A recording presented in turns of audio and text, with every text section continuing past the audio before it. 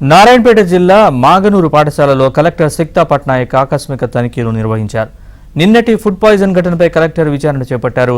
విద్యార్థులు సిబ్బందిని అడిగి వివరాలు తెలుసుకున్నారు. అనంతరం వంట సామాగ్రి, బియ్యం, సరుకులు, వంటశాలను తనిఖీ చేశారు. సరుకుల శాంపిల్స్ ని ఆహార తనిఖీ శాఖకు పంపించారు. ప్రస్తుతం ఉన్న ఏజెన్సీని తొలగించి కొత్త ఏజెన్సీని నియమించాలని కలెక్టర్ ఆదేశాలు జారీ చేశారు.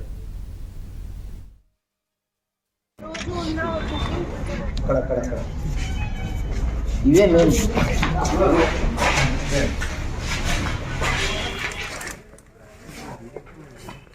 పిల్లలకి సీరియస్ అయింది.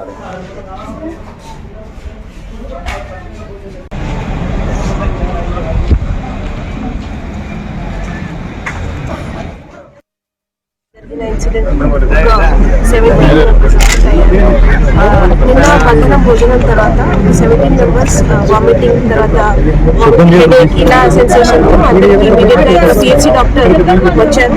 ఆ పిహెచ్సి డాక్టర్ చూసిన తర్వాత వెంటనే 15 మెంబర్స్ దాకా సిహెచ్సి మొత్తం షిఫ్ట్ చేయడం జరిగింది. సిహెచ్సి మొత్తంలో కొంతసేపు వాళ్ళు treatment immediate treatment urgent treatment చేశారు. After that doctor government hospital కొంచెం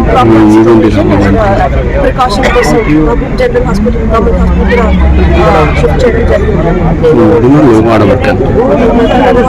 తర్వాత కలెక్టర్ మహబూబ్ నగర్ మేడంతో కూడా మాట్లాడాను. కలెక్టర్ మేడం కూడా నిన్న రాత్రి అక్కడ మహబూబ్ నగర్ హాస్పిటల్లో విజిట్ చేశారు. అప్పటి పిల్లలు నిన్న సాయంత్రం నుంచి స్టేబుల్ ఉన్నారు, బాగానే ఉన్నారు. మార్నింగ్ 8 AM స్టేటస్ తెలుసుకోవడం జరిగింది. పిల్లలు అయితే అవుట్ ఆఫ్ డేంజర్